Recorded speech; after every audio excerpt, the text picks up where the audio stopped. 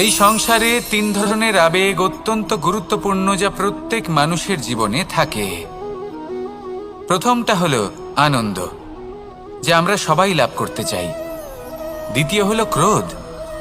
এটা তখনই আসে যখন আমরা আমাদের উপর নিয়ন্ত্রণ হারাই বা কোনো পরিস্থিতি আমাদের প্রতিকূল হয়ে থাকে। তৃতীয় হলো দুঃখ।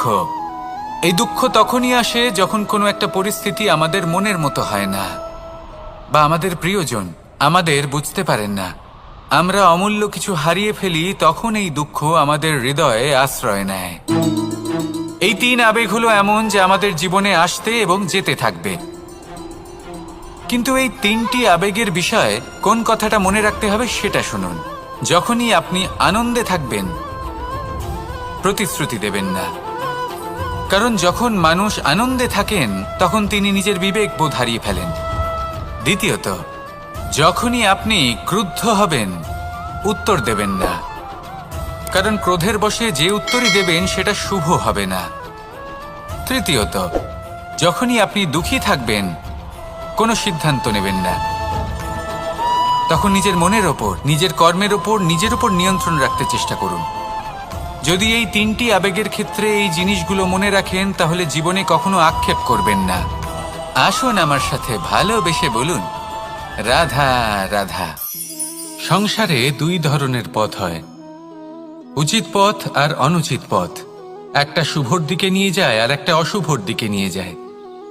অনেক সময় অজ্ঞানতাবশত জীবনে আমরা সেই পথ নির্বাচন করে নিই যা আসলে অনুচিত। তারপর নিজেকে আশ্বস্তও করে ফেলি যে এই পথেই চলতে হবে, এখান থেকে ফেরার পথ নেই। কিন্তু যদি সত্যি বলি, তাহলে এটা শুধুই আপনার ভ্রম। আপনার মধ্যে শুধুমাত্র একটু দৃঢ়তার অভাব আছে। তা জাগ্রত করুন আর বাড়িয়ে তুলুন। আপনি দেখবেন এই সংসারে এমন কোনো পথ নেই যেখান থেকে ফিরে আসা সম্ভব নয়। এমন কোনো মানসিকতা নেই যা বদলানো সম্ভব নয়। যদি আজ এই মুহূর্তে আপনার মনে হয়ে থাকে যে আপনি কোনো অনুচিত পথে আছেন আর আপনি কোনো শুভ পথে যেতে চান, তাহলে ওখান থেকে ঘুরুন আর ফিরে আসুন। আবার সেই মোড়ে ফিরে আসুন আর সেই পথ নির্বাচন করুন যা আপনার জন্য শুভ। একটু সময় অবশ্যই লাগবে, কিন্তু নিশ্চিত রূপে আপনার উদ্দেশ্য এবং আপনার গন্তব্য এই দুই অনেক শ্রেষ্ঠ হয়ে উঠবে। তাহলে আসুন আর আমার সাথে ভালোবেসে বলুন, রাধা রাধা। কিছু মানুষ চিরকাল দুঃখে থাকেন, বলেন যে দূরত্বের কারণে ওনাদের ভালোবাসা সমাপ্ত হয়ে গেছে। এমনও কিছু মানুষ আছেন যারা বলেন যে দূরত্বের জন্য ভালোবাসা বৃদ্ধি পায়।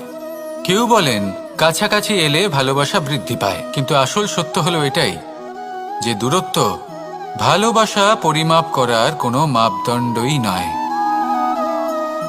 চাতক পাখিকে দেখুন, সারা বছর সে অপেক্ষা করে যে কখন বর্ষা আসবে আর ওর তৃষ্ণা নিবারণ হবে। বর্ষার জল ছাড়া ও আর অন্য কোনো জল পান করে না। তাহলে বলুন, এই যে দূরত্বের জন্য ওদের ভালোবাসা কি সমাপ্ত হলো? এই ভালোবাসা আপনার মানসিকতা বুঝতে পারে। সে আপনার মনে লুকিয়ে থাকা আবেগ বুঝে নিতে পারে। তা সে আপনি যতই দূরে চলে যান না কেন, যতই কাছে আসুন না কেন, শুধু নিজের আবেগগুলিকে কখনো মলিন হতে দেবেন না, স্বার্থ জড়িয়ে ফেলবেন না। প্রেমকে পবিত্র করে তুলুন। এই প্রেম ক্রমাগত বৃদ্ধি পাবে। আসুন আর এই ভালোবাসার সাথে বলুন, রাধা রাধা।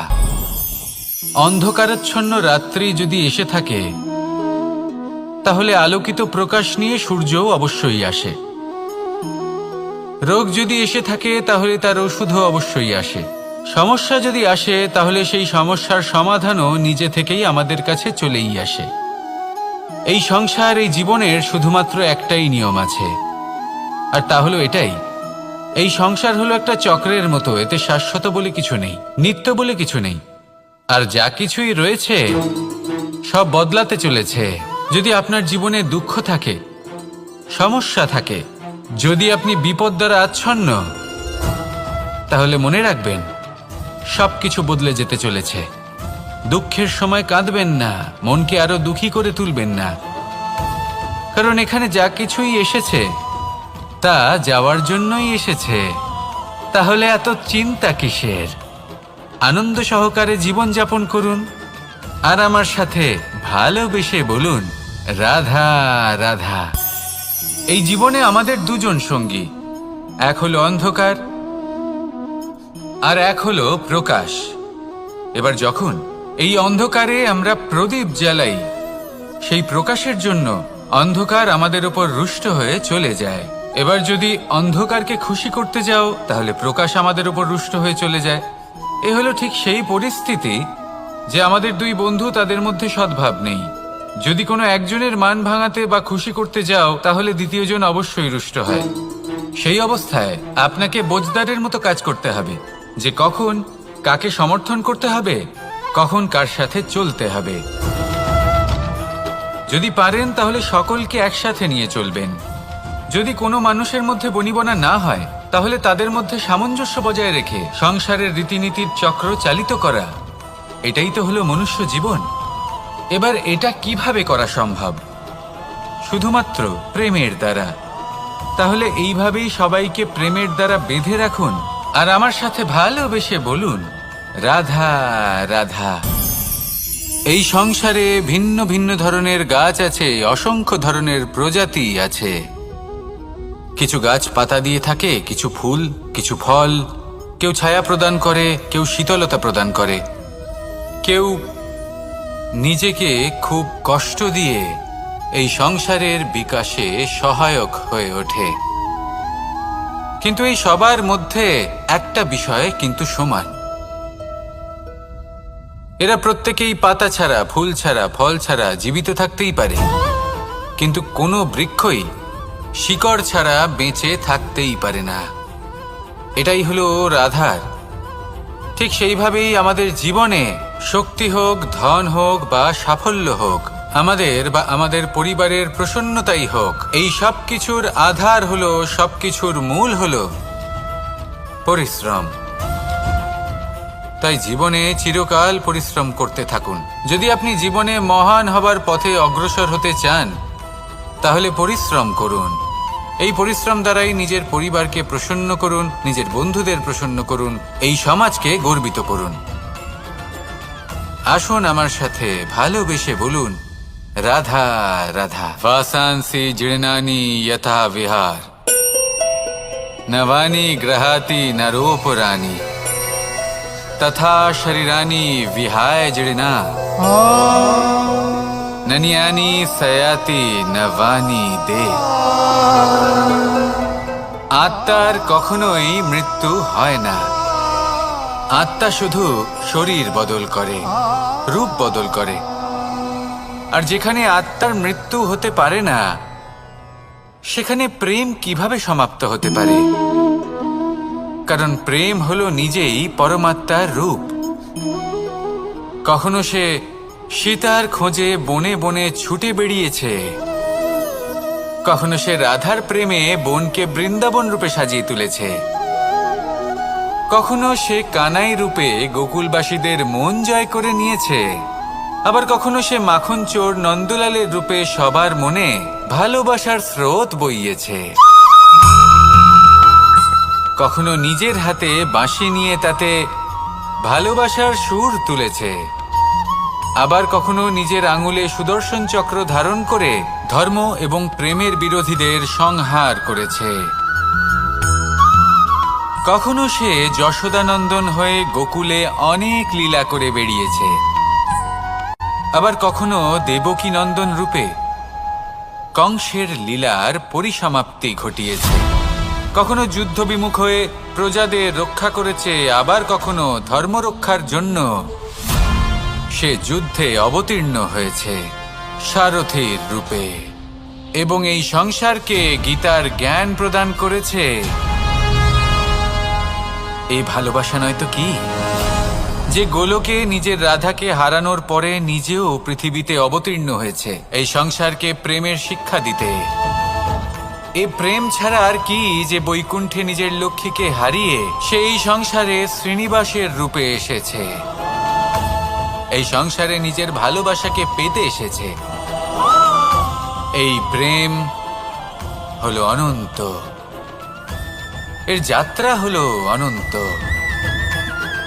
এবং এই প্রেম, যার যাত্রার কোনো অন্ত নেই আর যার প্রভাব হলো সুগভীর,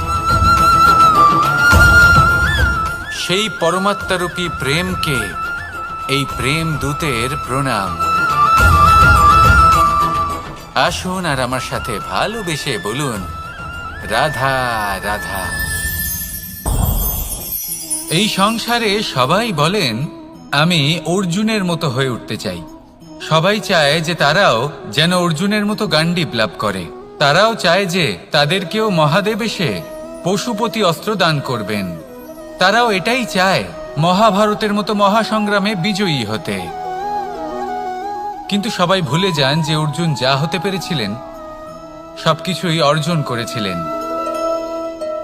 যদি আপনিও অর্জুনের মতো গান্ডীব লাভ করতে চান, তবে আপনাকেও তার মতোই শ্রেষ্ঠ কাঠ নির্বাচন করতে হবে।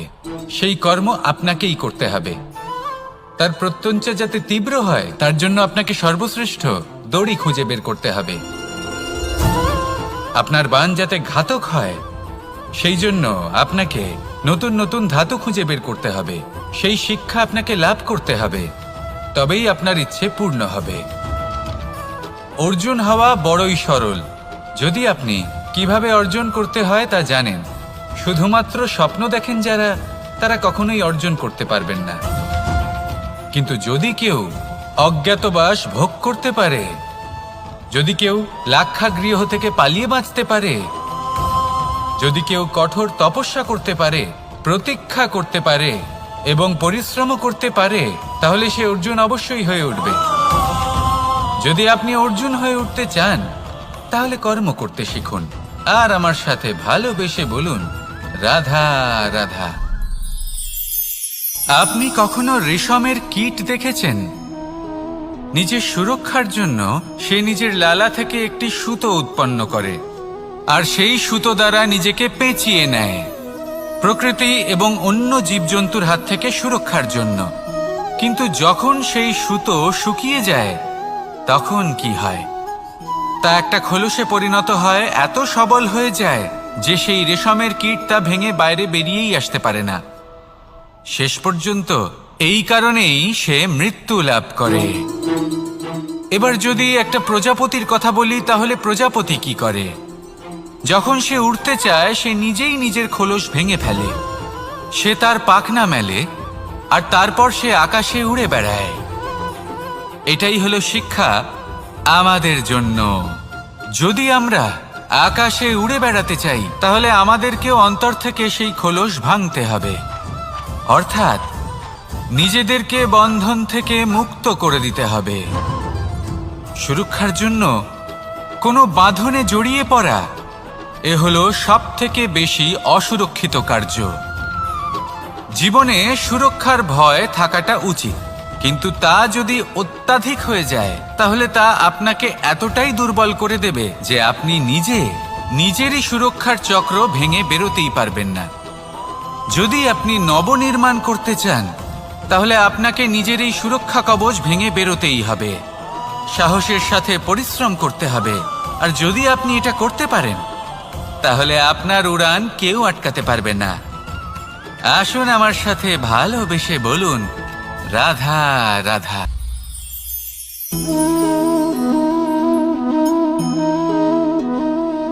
ভোজনের দ্বারাই শরীর পুষ্টি লাভ করে। ছোটবেলা থেকে আজ পর্যন্ত যাই আপনার ভোজন হয়ে থাকুক, যাই আপনার আহার হয়ে থাকুক, সেই অনুসারেই আপনার শরীর গঠিত হয়েছে। এই ভোজন অত্যন্ত গুরুত্বপূর্ণ, সেই জন্য এর প্রত্যেক অংশকে বোঝা খুব আবশ্যক। প্রথম অংশ, যে আমরা কি গ্রহণ করছি, এই ভোজন কোন স্থান থেকে আসছে সেটা বুঝুন। দ্বিতীয় অংশ, ভোজন কে বানাচ্ছেন। এই ভোজন সর্বশ্রেষ্ঠ তখনই হয় যখন মাতার হাতে তৈরি করা ভোজন হয়। কিন্তু যদি মাতার তৈরি করা ভোজন আপনি প্রাপ্ত নাও করতে পারেন, তাহলে সেই ব্যক্তির ভোজন তৈরি করা উচিত যিনি সাত্ত্বিক। তৃতীয় অংশ, কোন স্থানে আপনি ভোজন গ্রহণ করছেন। যে স্থানে আপনি ভোজন গ্রহণ করছেন তা সাত্ত্বিক হওয়া উচিত। তা হলো অত্যন্ত গুরুত্বপূর্ণ। এবং চতুর্থ সবথেকে গুরুত্বপূর্ণ অংশ, তা হলো এই ভোজন আপনি যার দ্বারা প্রাপ্ত করেছেন, যেখান থেকে প্রাপ্ত করেছেন, যে স্থানে বসে আপনি ভোজন গ্রহণ করছেন তার প্রতি কৃতজ্ঞতা প্রকাশ করুন এবং ভোজন পূর্ণরূপে সমাপ্ত করুন। তবেই এই ভোজন আপনাকে সুখী জীবন দান করবে, সুস্থ শরীর দেবে, আর এই মন তা সুপ্রসন্ন হয়ে বলবে, রাধা রাধা। যদি আমি কোনো বনে যাই, কোনো নির্জন বনে, সেই বনের বিষয়ে, সেই পথের বিষয়ে, গাছপালার বিষয়ে, পশুপক্ষীর বিষয়ে আমার যদি কোনো জ্ঞান না থাকে, সেই বনের ক্ষুদ্র থেকে ক্ষুদ্রতর অংশের বিষয়ে যদি আমার কোনো জ্ঞান না থাকে, তাহলে হতেই পারে সেই বনে কোথাও আমি হারিয়ে যাব। হয়তো এমনভাবে হারিয়ে যাব কোনোদিনও বাইরেই বেরোতে পারবো না। তাই সেই বনের বিষয়ে জ্ঞান লাভ করা আবশ্যক। এটাই হলো শিক্ষা। জীবনে বেশিরভাগ মানুষই কেন অসফল হন? ওনারা একটা লক্ষ্য স্থির করেন, কিন্তু সেই পথের বিষয়ে তারা পর্যাপ্ত জ্ঞান অর্জন করেন না। সেই পথে কি বিপদ আসতে পারে প্রত্যেকটা পৃষ্ঠার জ্ঞান তাদের নেই, আর সেই জন্যই তারা অসফল হন। আপনি জীবনে যখনই কোনো লক্ষ্য স্থির করবেন, কোনো লক্ষ্য সাধন করবেন, পরিকল্পনার সাথে সেই পথে অগ্রসর হন। সেই পথকে বোঝার চেষ্টা করুন, সেই পথের বিপদ সম্পর্কে জ্ঞান লাভ করুন, সব কিছু জানার চেষ্টা করুন, অজানা তথ্য আহরণ করুন, আর তারপর সেই লক্ষ্যের প্রতি নিজেকে সমর্পিত করুন। তবেই আপনি সাফল্য লাভ করবেন, আর এই মন প্রসন্ন হয়ে বলবে, রাধা রাধা। বেশিরভাগ মানুষই এই কথা জানেন যে আমাদের শরীর 5টি তত্ত্ব দ্বারা নির্মিত, যাকে আমরা পঞ্চতত্ত্ব বলি: জল, অগ্নি, বায়ু, ধরিত্রী এবং আকাশ। এবার এই কথা আমরা সকলে জানি, কিন্তু এগুলোর সাথে কিছু গুণ জড়িয়ে রয়েছে যেগুলো আমরা দেখতে পাই না। যদি এই গুণগুলি আমরা আত্মসাৎ করতে শিখে যাই, তাহলে সাক্ষাৎ পরমেশ্বরের দর্শন আমরা পেতে পারি। যদি কথা বলি প্রথম তত্ত্বের, জলের কথা, জল যা প্রত্যেক জ্বলনকে শীতলতা প্রদান করে। এই জলকে দেখুন, যা শুধু প্রবাহিত হতে জানে, থামতে জানে না। জল পাথরের সাথে সংঘর্ষ করতে জানে, যার পথে অনেক বাধা আসে, কিন্তু সে প্রবাহিত হতে থাকে। নিরাকার হলো এই জল, যে কোনো পাত্রেই রাখুন না কেন তার আকার ধারণ করে নেবে। এটাই হলো এর বিশেষত্ব, এবং এটাই হলো আমাদের শিক্ষা। কিভাবে প্রবাহমান থাকতে হবে, কিভাবে আমাদের থামলে চলবে না, তাতে আমাদের পথের মধ্যে যতই যেরকমই সমস্যা আসুক না কেন, আমাদের এই জলের মতোই নিরাকার হয়ে যে কোনো পরিস্থিতিতেই প্রবাহমান থাকতে হবে। এই শিক্ষাই জলের থেকে লাভ করুন, আর আমার সাথে ভালোবেসে বলুন, রাধা রাধা। এই সংসারের অন্তের, এর বিনাশের প্রারম্ভ কিভাবে হয়? কোনো যোগের মাধ্যমে, কোনো ভয়ানক অসুরের আগমনে, নাকি প্রকৃতির রাগের কারণে? না, এই সংসারের বিনাশের প্রারম্ভ হয় আমি থেকে। এই আমি, এই তুমি, এটা আমি করেছি, ওটা তুমি করেছো, এটা আমার, ওটা তোমার, আদি ইত্যাদি।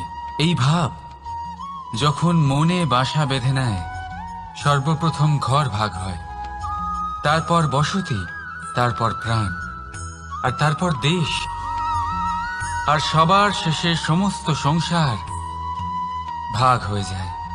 আর এই ভাগ হয়ে যাওয়া শেষে মনোমালিন্যে পরিণত হয়। এখন এমত অবস্থায় কি করা যেতে পারে? কিভাবে বাঁচা যায় এই পরিস্থিতির থেকে?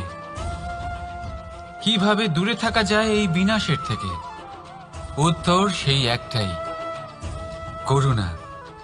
একে অপরের দরকারগুলি বুঝুন, একে অপরের সমস্যাগুলি বুঝুন, একে অপরের দুঃখের সাথী হয়ে দাঁড়ান, একে অপরের সুখের ভাগীদার হন।